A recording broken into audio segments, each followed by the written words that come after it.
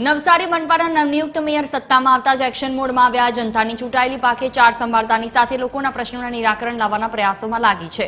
નવસારીના લુન્સીકુઈ મેદાનને લઈને સ્થાનિકોમાં ભારે નારાજગી છે, ત્યારે મેયર અશોક ધોરાજીયા પોતાની આખી ટીમ સાથે લુન્સીકુઈ મેદાને પહોંચી હતી। સ્થાનિકોની રજૂઆત સાંભળી હતી અને કોઈ પણ વિલંબ વગર સ્થળ પર લોખંડની ગ્રીલને પાળા પરથી હટાવી આ પાછળની તરફ શિફ્ટ કરવાનો ઐતિહાસિક આદેશ પણ આપવામાં આવ્યો હતો।